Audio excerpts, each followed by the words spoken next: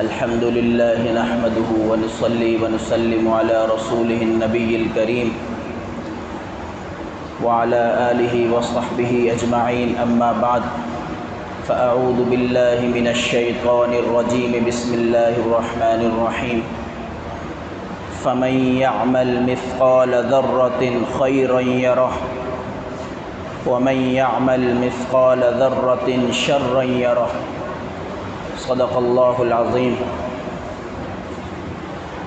اللہ سبحانہ و تعالی اپنی مقدس کتاب میں سورہ زلزال کی آخری دو آیات میں ارشاد فرماتے ہیں فَمَن يَعْمَلْ مِثْقَالَ ذَرَّةٍ خَيْرًا يَرَهُ،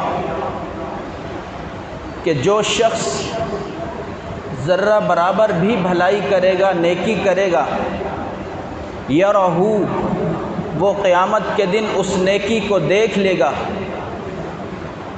اس کا اجر اس کو ملے گا۔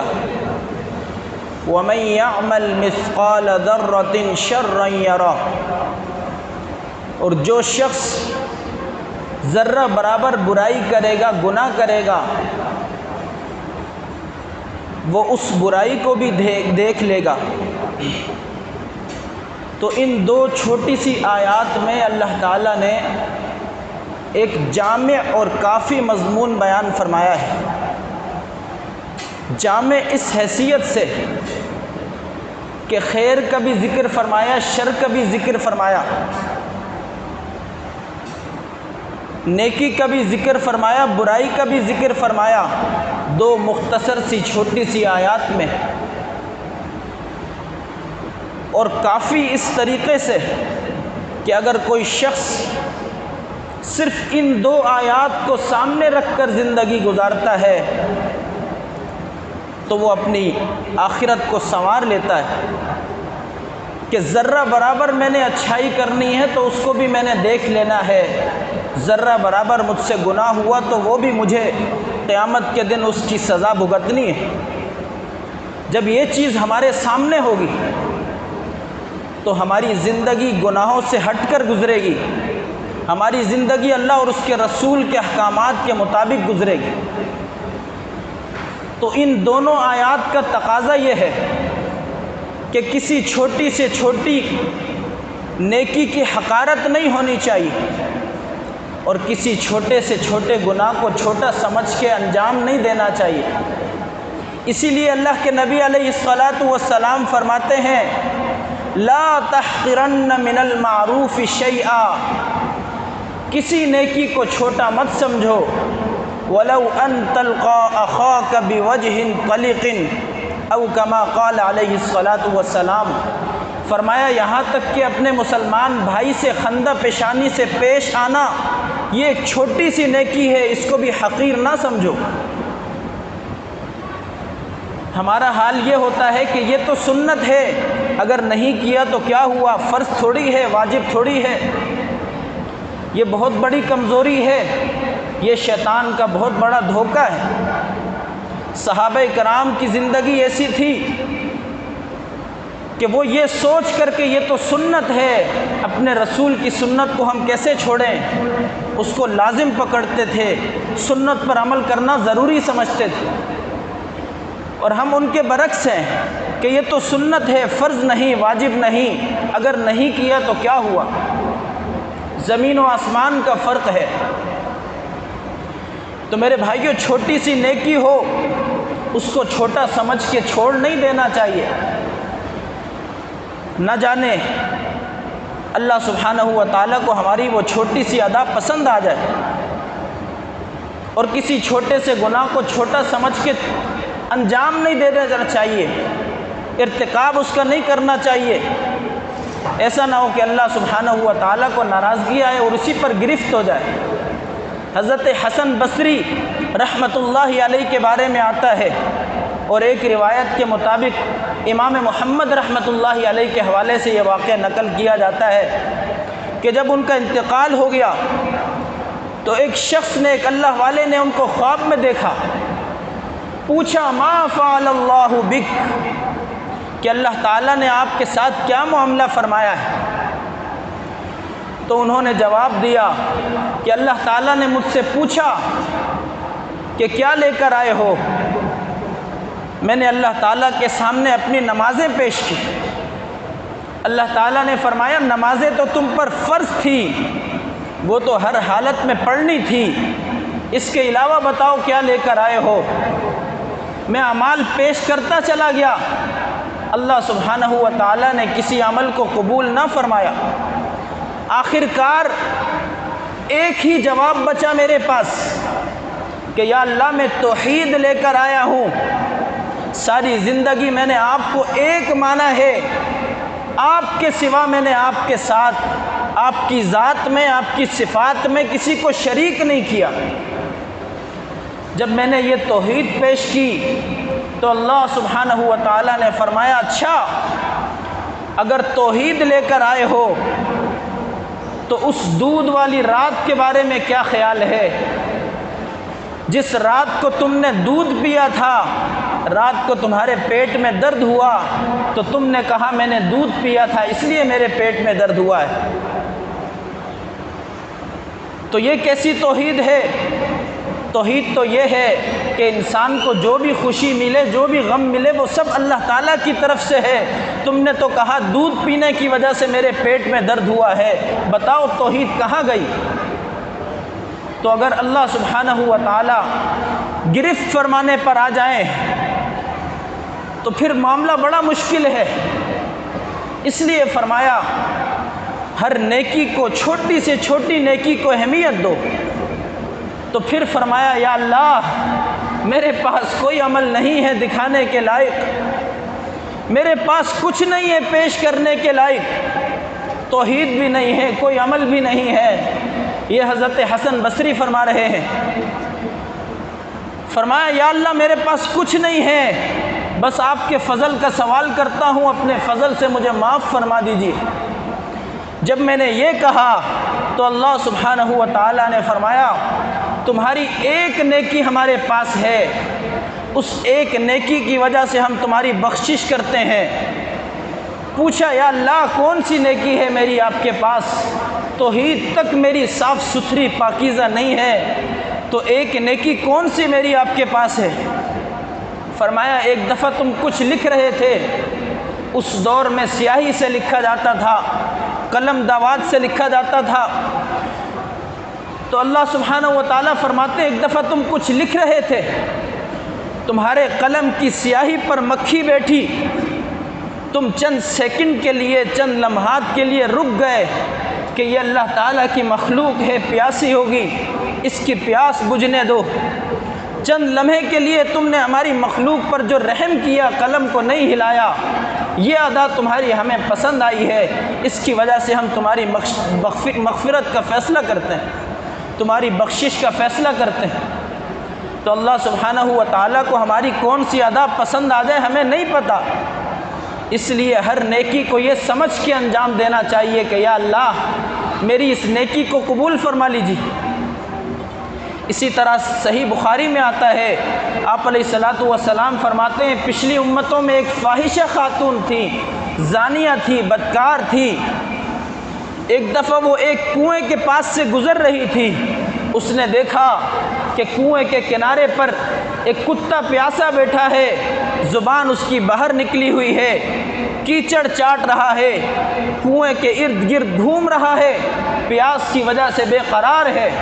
اس فاحشہ، اس بدکار، اس زناکار خاتون نے اس پر رحم کرتے ہوئے اپنا موزہ اتارا، اپنا دوپٹہ اتار کے موزے سے باندھا، اس کو کنویں میں لٹکا کے پانی بھر کے اس کتے کو پلا دیا۔ اللہ سبحانہ و تعالیٰ کو اس کی یہ ادا اتنی پسند آئی کہ اللہ سبحانہ و تعالیٰ نے اس کی بخشش کا فیصلہ فرما دیا۔ کتنی چھوٹی سی ادا ہے، شاید اس کو چند منٹ لگے ہوں۔ اس لیے میرے بھائیوں مجھے نہیں پتا ہمارے کس عمل پر، آپ کو اور مجھے نہیں پتا کہ کس عمل پر اللہ تعالیٰ کو پیار آتا ہے، اور کون بندہ اللہ تعالیٰ کی نظر میں کتنا مقبول ہے، کتنا محبوب ہے، اس کا فیصلہ آخرت میں ہوگا۔ حضرت شاہ عبد القادر جیلانی رحمۃ اللہ علیہ کے سامنے لوگوں نے ان کی تعریف کی کہ آپ اللہ کے بہت بڑے ولی ہیں، آپ بہت پہنچے ہوئے ہیں۔ حضرت نے ان کو خاموش کروایا، خاموش کروا کے فرمایا ایما چو سلامت بلبے گور بریم، ایما چو سلامت بلبے گور بریم، احسن تو بری چستی و چالاکی ماں۔ فرمایا عبد القادر جیلانی جب ایمان کو سلامتی سے حفاظت سے قبر میں لے جائے گا، اس کے بعد عبد القادر جیلانی اس بات کا مستحق ہے کہ اس کی تعریف کی جائے۔ اس سے پہلے کچھ نہیں کہنا چاہیے کہ میرا خاتمہ کیسا ہوگا، میری یہ ادائیں اللہ تعالیٰ کے ہاں مقبول ہیں بھی کہ نہیں۔ ایک روایت میں آتا ہے حضرت موسیٰ علیہ السلام کی خدمت میں ایک خاتون حاضر ہوئی، اے اللہ کے نبی دعا فرما دیجئے اللہ تعالیٰ مجھے نیک صالح اولاد عطا فرما دے۔ حضرت موسیٰ علیہ السلام اس کے لیے دعا فرما دیتے ہیں۔ کچھ عرصے کے بعد وہ پھر حاضر خدمت ہوتی ہے، دعا کرواتی ہے، چلی جاتی ہے، اس کو اولاد نہیں ملتی۔ کچھ عرصے کے بعد وہ آ کر کے کہتی ہے اے اللہ کے رسول، آپ اللہ کے نبی ہیں، اللہ کے رسول ہیں اور کلیم اللہ بھی ہیں، اللہ تعالیٰ سے ہم کلامی کا شرف آپ کو حاصل ہوتا ہے۔ اس بار جب آپ کو اللہ تعالیٰ سے ہم کلامی کا شرف حاصل ہو تو اللہ تعالیٰ سے بس یہ پوچھ کے بتا دیجئے کہ یا اللہ میرے نصیب میں اولاد ہے بھی کہ نہیں۔ اگر میرے نصیب میں اولاد ہے تو میں ساری زندگی دعائیں کرتی رہوں گی، کرواتی بھی رہوں گی اور صبر بھی کرتی رہوں گی، اور اگر میرے نصیب میں اولاد ہے ہی نہیں تو کم از کم مجھے تسلی ہو جائے گی۔ حضرت موسیٰ علیہ السلام نے فرمایا ٹھیک۔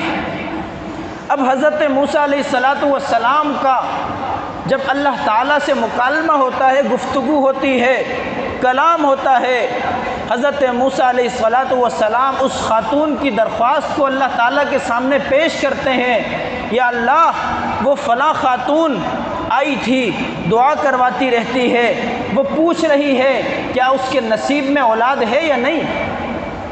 اللہ سبحانہ و تعالیٰ نے جواب ارشاد فرمایا اس سے کہہ دو کہ اس کے نصیب میں اولاد نہیں ہے۔ اب حضرت موسیٰ علیہ السلام جب واپس تشریف لاتے ہیں کوہ طور سے، کچھ عرصے کے بعد وہ خاتون آتی ہے پوچھنے کے لیے، حضرت موسیٰ علیہ السلام سے پوچھتی ہے۔ حضرت موسیٰ علیہ نبینا علیہ السلام جواب ارشاد فرماتے ہیں کہ اللہ تعالیٰ فرماتے ہیں تمہارے نصیب میں اولاد نہیں ہے۔ اب وہ خاتون افسردہ پریشانی کی حالت میں لوٹ جاتی ہے، لیکن کافی عرصے کے بعد حضرت موسیٰ علیہ السلام کی خدمت میں حاضر ہونے لگتی ہے، قریب آ رہی ہوتی ہے۔ حضرت موسیٰ علیہ السلام دیکھتے ہیں کہ اس کی گود میں چاند جیسا بیٹا ہے، حیران ہو جاتے ہیں کہ میں نے خود اللہ تعالیٰ سے پوچھا تھا کہ اس خاتون کے نصیب میں اولاد ہے یا نہیں، اللہ تعالیٰ نے فرمایا تھا اس کے نصیب میں اولاد نہیں ہے، پھر اللہ تعالیٰ نے اس کو یہ چاند جیسا بیٹا عطا فرما دیا۔ آخر حکمت کیا ہے؟ چنانچہ جب کوہ طور پر تشریف لے جاتے ہیں، سوال کرتے ہیں یا اللہ آپ نے فرمایا تھا اس خاتون کے نصیب میں اولاد نہیں ہے، لیکن آپ نے پھر بھی اس کو اولاد عطا فرما دی۔ اولاد تو آپ ہی عطا فرماتے ہیں، لیکن حکمت کیا ہے کہ آپ نے اس کے مقدر میں اولاد نہیں تھی، پھر بھی آپ نے اس کو اولاد عطا فرما دی۔ حضرت موسیٰ علیہ السلام کے اس سوال کے جواب میں اللہ تعالیٰ فرماتے ہیں کہ اے موسیٰ ایک برتن اور چھری لے کر جاؤ اپنی قوم کے پاس اور ان سے کہو کہ اللہ تعالیٰ کو انسان کے جسم کا گوشت چاہیے۔ حضرت موسیٰ علیہ السلام اس حکم کو سنتے ہی برتن لے کر چھری لے کر تشریف لے جاتے ہیں، لوگوں کے پاس جاتے ہیں، اللہ تعالیٰ نے بھیجا ہے انسانی جسم کا گوشت چاہیے۔ جو بھی سنتا ہے وہ ادھر ادھر دیکھنے لگتا ہے، اے اللہ کے رسول اگر بکرے کی قربانی چاہیے تو بتائیے، گائے کی قربانی چاہیے تو بتائیے۔ اللہ کے رسول جواب دیتے نہیں، انسانی گوشت چاہیے۔ یہ سنتے ہی وہ معذرت کرنے لگتے ہیں، ایک کے پاس جاتے ہیں، دوسرے کے پاس جاتے ہیں، تیسرے کے پاس جاتے ہیں، صبح سے شام ہو جاتی ہے۔ حضرت موسیٰ علیہ السلام کو کوئی ہاں نہیں کرتا کہ میں اپنے جسم کے گوشت کا کچھ ٹکڑا اللہ تعالیٰ کے لیے دینے کو تیار ہوں۔ حضرت موسیٰ علیہ السلام مایوس ہو کر وہ برتن اور وہ چھری لے کر کے واپس کوہ طور کی طرف جانے لگتے ہیں۔ راستے میں دیکھتے ہیں ایک درویش بیٹھا ہوا ہے، اللہ کا ذکر کر رہا ہے۔ سوچتے ہیں اتمام حجت ہو جائے گا، چلو یہ آخری شخص ہے، اس سے بھی پوچھ لیتا ہوں۔ اس کے سامنے جاتے ہیں، دیکھتے ہیں اللہ کا ذکر کر رہا ہے، اللہ اللہ اللہ۔ اس کے سامنے جا کر اس کو سلام کر کے اس کے سامنے برتن پیش کرتے ہیں اور فرماتے ہیں اللہ سبحانہ و تعالیٰ نے بھیجا ہے، اللہ تعالیٰ کو انسانی جسم کا گوشت چاہیے، تھوڑا سا ٹکڑا چاہیے۔ وہ شخص یہ سنتے ہی وجد میں آ جاتا ہے، چھری لیتا ہے، اپنے بازو سے ایک ٹکڑا کاٹ کے پلیٹ میں رکھ دیتا ہے۔ اللہ اکبر! اس پر کسی کو اعتراض نہیں ہونا چاہیے کہ اس کو تکلیف کیوں نہیں ہوئی، اس نے کیسے کاٹ کے دے دیا۔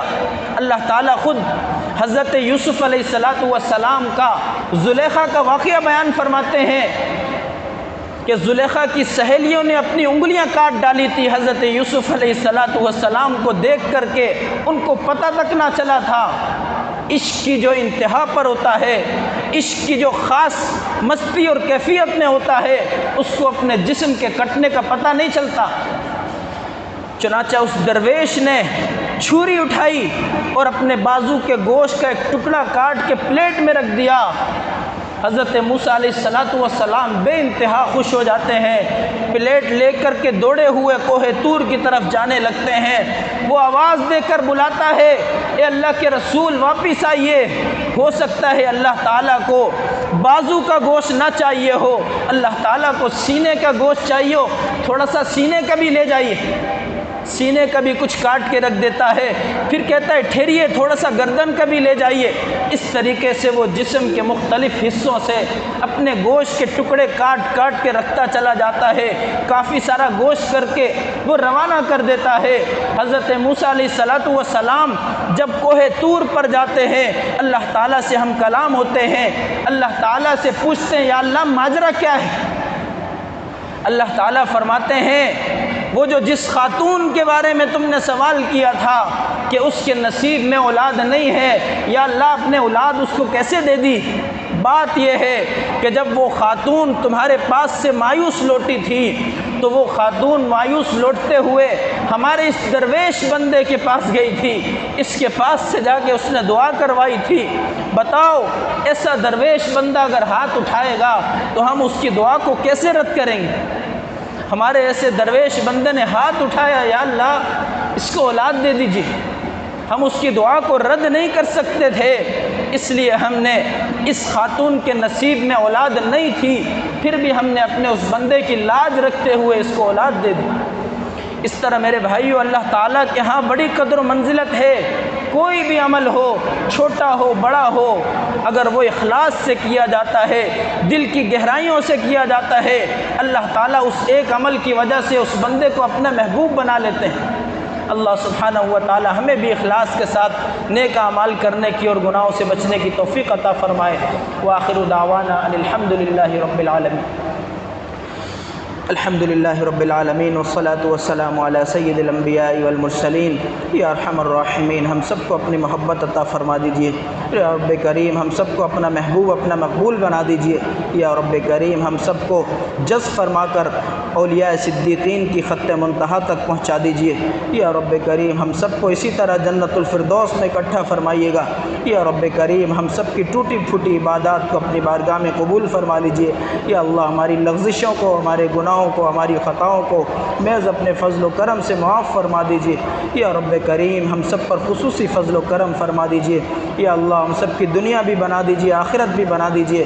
یا اللہ ہم سب کو حاضرین کو شفائے کامل عاجل مستمر دائم عطا فرما دیجئے۔ یا اللہ زندگی میں برکت عطا فرما دیجئے۔ نیک صالح اعمال کے لیے یا اللہ ہماری زندگی میں برکت عطا فرما دیجیے، یا اللہ ہماری زندگی میں برکت عطا فرما دیجیے۔ صلی اللہ تعالی علی خیر خلقہ محمد وعلی آلہ وصحبہ اجمعین برحمتک یا ارحم الراحمین۔